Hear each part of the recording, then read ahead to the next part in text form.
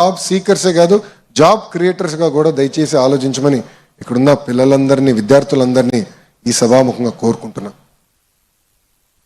చివరిగా ఒక మాట చెప్పాలనుకుంటున్నా.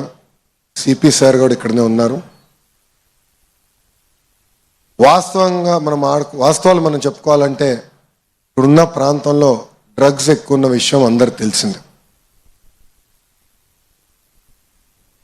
గత ప్రభుత్వం డ్రగ్స్ పైన గురించి పెద్ద పట్టించుకోలేదు.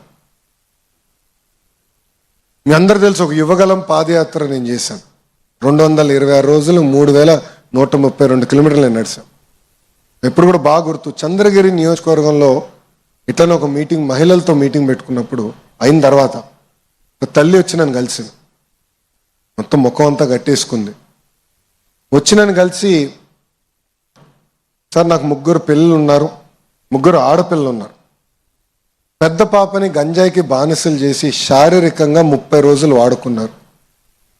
పాప స్కూల్కి వెళ్ళిందని నేను అనుకున్నాను, పాప స్కూల్కి వెళ్ళేది కాదు. కానీ రోజుకి ఆమెలో మార్పు కనపడింది. నాకు ఏంట్రా అని తెలుసుకునే లోపల ఆమె జీవితం నాశనం చేశారు.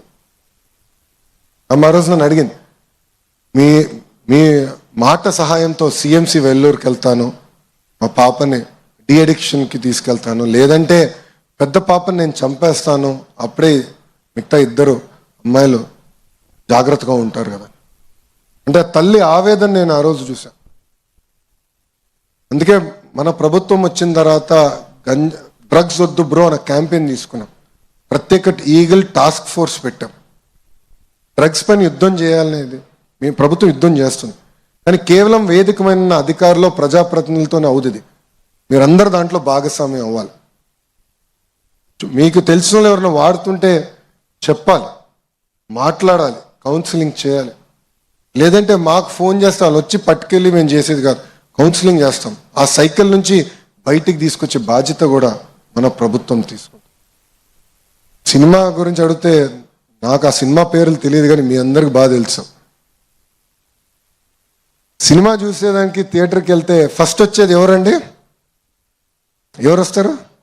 గట్టిగా చెప్పండి. ముఖేష్ వస్తాడు. ముఖేష్ దగ్గుతూ ఉంటాడు. మనందరం అనుకుంటాం, అబ్బా ఈ గోల్ ఎందుకురా, తొందర దిగండి, సినిమా పెట్టండి అని, సినిమా వేయండి అని. పాపం చాలా ఇబ్బంది పడతా ఉంటాడు ముఖేష్. గంజాయి సేవించిన వాళ్ళు దానికన్నా ఎక్కువ ఇబ్బంది పడతారు.